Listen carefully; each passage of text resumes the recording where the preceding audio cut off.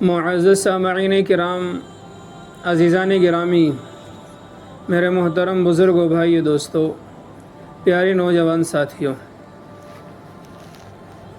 اللہ تبارک و تعالی نے ہمیں اور آپ کو دنیا کی سب سے قیمتی دولت ایمان عطا فرمایا ہے، اور ایمان والے کی فضیلت دیگر لوگوں کے مقابلے میں زیادہ ہے۔ اللہ کے نبی علیہ الصلوۃ والسلام نے اسلام کی بنیاد 5 چیزیں بیان کی ہے۔ ان میں ایک چیز ہے حج۔ گزشتہ جمعہ میں نے بیان کیا تھا کہ جن لوگوں پر حج فرض ہے، جو لوگ حج کرنے کی استطاعت رکھتے ہیں، جو لوگ بیت اللہ تک پہنچنے کی صلاحیت رکھتے ہیں، ان کے پاس اتنی مالیت ہے کہ وہ اپنے ملک سے بیت اللہ تک کا سفر، آنے جانے کا خرچہ برداشت کر سکتا ہے، ان پر حج فرض ہے۔ اور جن پر حج فرض ہو چکا ہے، اسے چاہیے کہ وہ حج کی تیاری کرے۔ آج کا ٹاپک اور آج کا عنوان یہ ہے کہ حج میں جاتے ہوئے ہمیں چند چیزیں معلوم ہونی چاہیے۔ اللہ تبارک و تعالی نے قرآن پاک کے اندر سورہ بقرہ میں ارشاد فرمایا، الحج اشہر معلومات، حج کے مشہور مہینے ہیں۔ الحج اشہر معلومات، حج کرنے کے متعین مہینے ہیں۔ تو حج کے کرنے کے لیے جو مہینہ ہے، وہ مہینہ پہلے سے ہی اللہ نے متعین کیا ہوا ہے۔ وہ مہینہ ہے ذی الحج کا۔ ذی الحج کے 5 دن، 8 تاریخ، 9 تاریخ، 10 تاریخ، 11 تاریخ اور 12 تاریخ، یہ 5 دن حج کے کہلاتے ہیں۔ لیکن اس کی حج کی تیاری بہت پہلے سے کی جاتی ہے تاکہ حج کرنا آسان ہو جائے۔ تو اللہ تبارک و تعالی نے سب سے پہلی بات یہ بیان کی کہ حج کے دن اور حج کے مہینے متعین ہیں۔ جب حج کے دن متعین ہیں، مہینے متعین ہیں، آگے اللہ فرماتے ہیں فمن فرض فیہن الحج، جس شخص پر حج فرض ہو جائے اور وہ مہینہ آ جائے، اس مہینے میں جس پر حج فرض ہو جائے، فمن فرض فیہن الحج، جس پر حج فرض ہو جائے، اور جس نے حج کرنے کا ارادہ کر لیا ہو اور حج کا احرام باندھ لیا، یعنی حج فرض کرنے کا مطلب یہ ہے کہ اس نے حج کا احرام باندھ لیا، یعنی اپنے ملک سے وہ سفر کر کے جا چکا ہے۔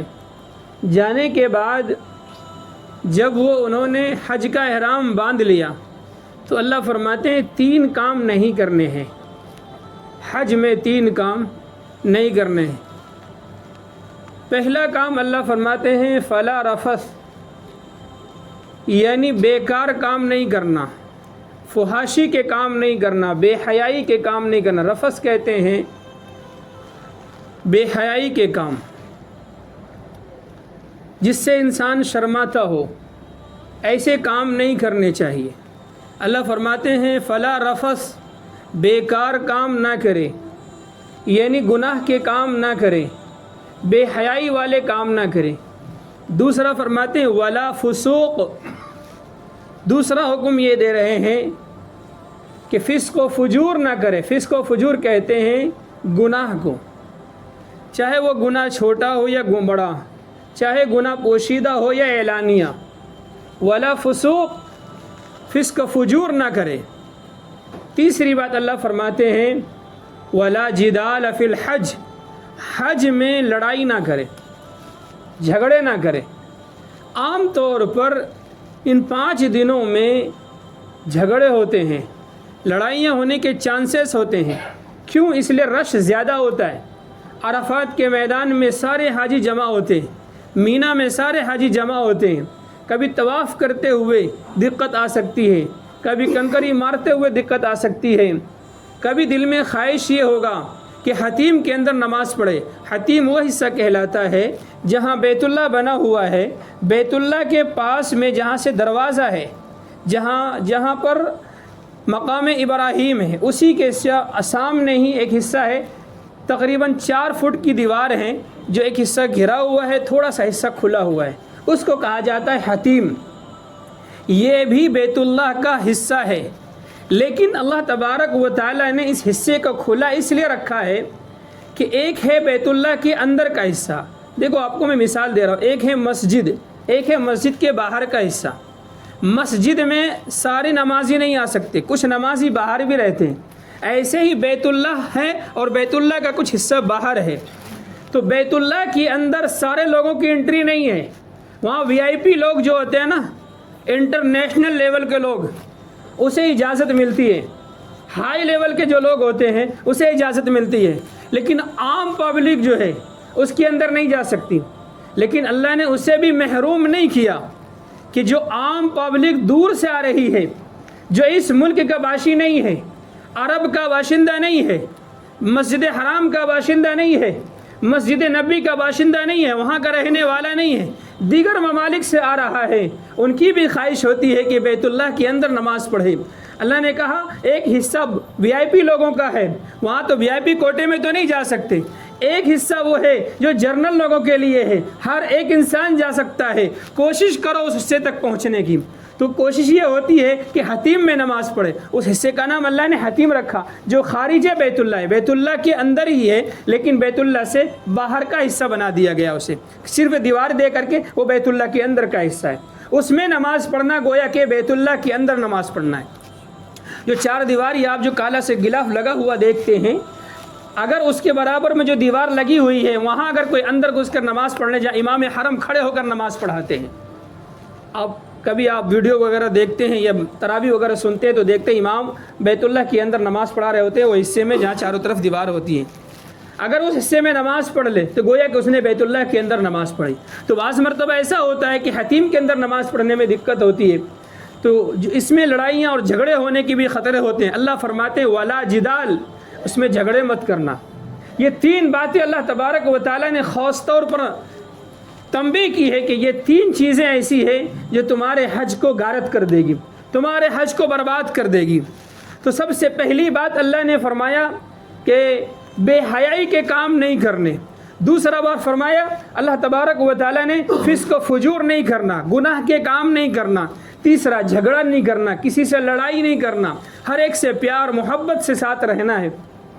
جس طرح سے ہم کبھی سفر کر رہے ہوتے ہیں، سفر میں تھوڑی سی دقت ہوتی ہے، تھوڑی سی پریشانی ہوتی ہے، تو کبھی ہم ایڈجسٹ کرتے ہوئے چلتے ہیں نا، ان سے کہتے ہیں بھائی تھوڑی دیر کا سفر ہے، 2 گھنٹے کے بعد ہم اتر جائیں گے، 5 گھنٹے کے بعد آپ اتر جائیں گے، 24 گھنٹے کے بعد آپ اتر جائیں گے۔ کوئی کسی نے خرید نہیں لی ہے ٹرین، یہ کوئی بس خرید نہیں لیتا ہے، وہ ٹکٹ دے کر خریدتا ہے، 2 گھنٹے کا سفر کرتا ہے، 3 گھنٹے کا سفر کرتا ہے، 24 گھنٹے کا سفر کرتا ہے، 25 گھنٹے کا سفر کرتا ہے، اس کے بعد وہ اتر کر اپنی جگہ چلا جاتا ہے۔ تو مسافر ایک دوسرے سے جھگڑے نہیں کرتے بلکہ پیار محبت کے ساتھ وہ چلنے کی کوشش کرتے ہیں۔ ایسے ہی حج میں ہمیں پیار محبت کے ساتھ چلنا چاہیے، اللہ نے یہ ترغیب دی ہے۔ پھر آگے فرمایا کہ جو کام تم حج میں کرتے ہو وما تفعلوا من خیر یعلمہ اللہ، جو افعال جو کام تم حج میں کرتے ہو اللہ تبارک و تعالیٰ اسے بہتر جانتے ہیں تم سے۔ یعنی جو عمل تم کر رہے ہو کس کے لیے کر رہے ہو، اللہ کے لیے کر رہے ہو، لوگوں کو دکھانے کے لیے کر رہے ہو، حاجی بننے کے لیے کر رہے ہو، اللہ فرماتے ہیں جو بھی تم عمل کرو گے اللہ اس سے باخبر ہے، اس سے آپ ٹینشن نہ لو کہ میری حج قبول ہوگی یا نہیں ہوگی۔ اخلاص اور للہیت کے ساتھ کام کرنا چاہیے۔ پھر آگے اللہ تبارک و تعالیٰ نے سفر کی ترغیب دی ہے کہ سفر کس طرح سے کرنا چاہیے۔ وما تفعلوا من خیر یعلمہ اللہ وتزودوا، کہ جب تم سفر کر رہے ہو تو سفر کا توشہ ساتھ میں رکھا کرو۔ اس آیت میں اللہ نے پوری حج کی جو کیفیت ہے نا کہ حج میں کیا کرنا ہے کیا نہیں کرنا ہے، حج کی شروعات کیسے کرنی ہے اور حج کا اختتام کیسے کرنا ہے، ایک آیت کے اندر اللہ نے ساری چیزیں سمجھا دی۔ اگر کوئی بھی تفصیل سے سمجھ لے تو اس کے لیے حج کرنا آسان ہو جائے۔ ایک ہی آیت میں اللہ نے ساری بات سمجھا دی۔ وَتَزَوَّدُوا، جب تم سفر کر رہے ہو، جب تم حج کے لیے جا رہے ہو تو سب سے پہلے حج کا توشہ لے لو۔ جس طرح انسان کہیں سفر پر جاتا ہے تو وہ اپنا توشہ ساتھ لیتا ہے، اگر وہ 1 دن کا سفر ہے تو 1 دن کے حساب سے توشہ لیتا ہے، اگر 10 دن کا سفر ہے تو 10 دن کے حساب سے توشہ لیتا ہے، تاکہ کسی سے مانگنے کی ضرورت نہ پڑے، کسی کے سامنے ہاتھ پھیلانے کی ضرورت نہ پڑے۔ اور اللہ فرماتے ہیں وَتَزَوَّدُوا فَإِنَّ خَيْرَ الزَّادِ التَّقْوَىٰ، اور اللہ فرماتے ہیں کہ توشے میں سب سے بہترین توشہ وہ ہے جو تمہارے اندر تقوی ہو، اللہ کا ڈر ہو، اللہ کا خوف ہو۔ ایک تو یہ ہے کہ ہم جب سفر کر رہے ہوں تو ظاہری توشہ ہمارے ساتھ ہونا چاہیے، کھانے کی چیزیں ہیں، پینے کی چیزیں ہیں، استعمال کرنے کی اشیاء ہیں، ضرورت کے ساز و سامان ہے، کپڑے ہیں، لباس ہے، اسی طرح سے کھانے پینے کی جو ضرورت کی چیزیں ہیں، اپنی ضرورت کے بقدر وہ توشہ لے کر ہم ساتھ میں چلے۔ توشہ کا مطلب یہ ہے کہ جو ہمارے اخراجات ہیں، اس سفر کے اندر جتنی اخراجات ہیں وہ ساری چیزیں ہم اپنے ساتھ لے کر چلے، تاکہ کسی سے لینے کی ضرورت پیش نہ آئے۔ دوسری بات اللہ فرماتے ہیں یہ تو وہ چیزیں ہیں جو دنیا کے اعتبار سے اسباب ہیں، ایک وہ ہے جو تمہارے حج کے اندر جان پیدا کرتی ہے، ایک وہ عمل ہے جو تمہارے حج کی قبولیت تک پہنچاتی ہے، وہ عمل ہے تقوی۔ تقوی کے ساتھ بھی سفر کرو، اللہ کے ڈر کے ساتھ سفر کرو، اللہ کے خوف کے ساتھ سفر کرو۔ یہ استحضار ہونا چاہیے کہ میں بیت اللہ جا رہا ہوں، میں اللہ کے گھر کی حاضری کے لیے جا رہا ہوں، میں رسول اللہ صلی اللہ علیہ وسلم کے شہر کی زیارت کے لیے جا رہا ہوں، میں روضہ اقدس کی زیارت کے لیے جا رہا ہوں، میں جالیہ مبارک کی زیارت کے لیے جا رہا ہوں، میں جنت البقیع کی زیارت کے لیے جا رہا ہوں، میں اس مقامات کو دیکھنے جا رہا ہوں جہاں لاکھوں صحابہ کرام تھے، میں اس مقامات کو دیکھنے جا رہا ہوں جہاں رسول اللہ صلی اللہ علیہ وسلم نے بیٹھ کر صحابہ کو درس قرآن دیا ہے، جہاں بیٹھ کر صحابہ کو نصیحتیں کی ہے، جہاں بیٹھ کر صحابہ کو مسائل سکھایا ہے، جہاں بیٹھ کر صحابہ کو دین کی باتیں سکھائی ہے، جہاں بیٹھ کر آپ نے صحابہ کی تربیت کی ہے، صحابہ کے بچوں کی تربیت کی ہے، وہ شہر وہ مدینہ دیکھنے جا رہا ہوں۔ ہماری آنکھیں مدینہ دیکھنے جا رہی ہے، ہماری آنکھیں بیت اللہ دیکھنے جا رہی ہے۔ ہمارا یہ استحضار ہونا چاہیے کہ اس سفر کے اندر، اس راستے کے اندر کوئی خطا نہ ہو جائے، کوئی لغزش نہ ہو جائے، کوئی گناہ نہ ہو جائے جس سے ہمارا اللہ ناراض ہو جائے، جس سے ہمارا رب ناراض ہو جائے اور ہمارا یہ سفر بیکار ہو جائے، ہمارا یہ سفر ضائع ہو جائے۔ تو اللہ فرماتے ہیں فَإِنَّ خَيْرَ الزَّادِ التَّقْوَىٰ، سب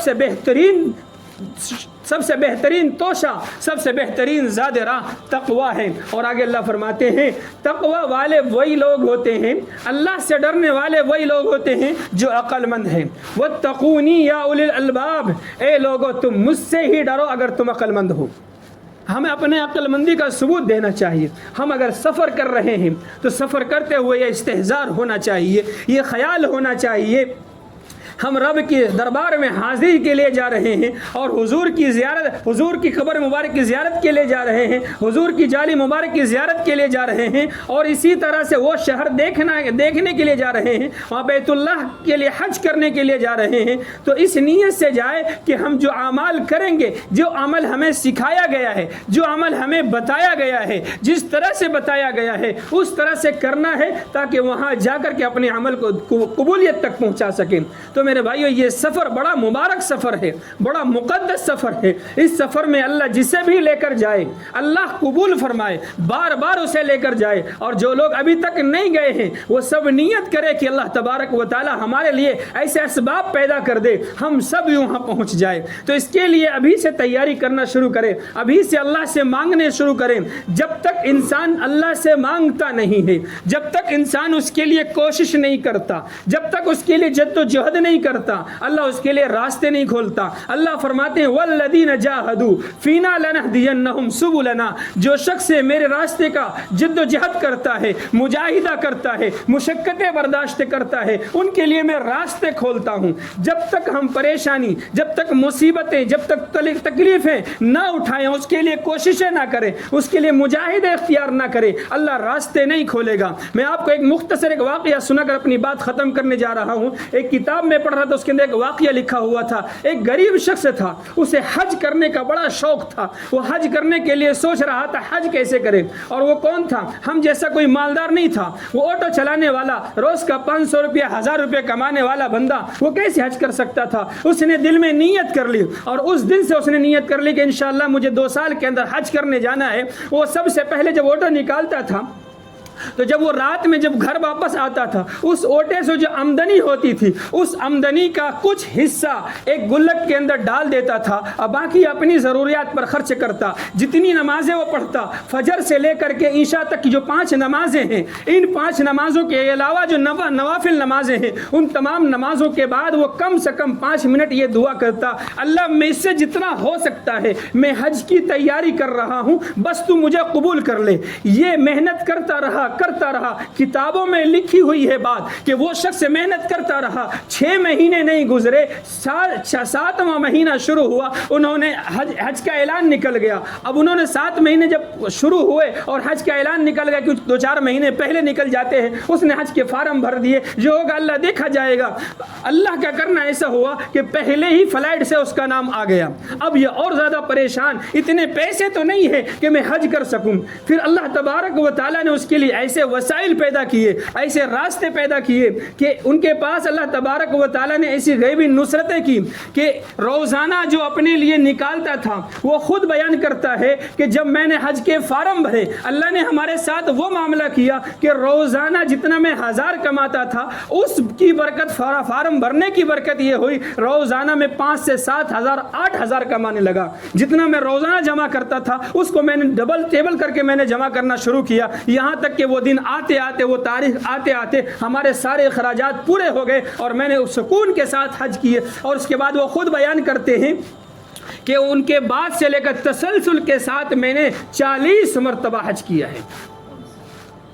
تو یہ عبرت کا واقعہ ہمارے لیے ہے کہ جب تک بندہ کوشش نہیں کرتا اللہ راستے نہیں کھولتے.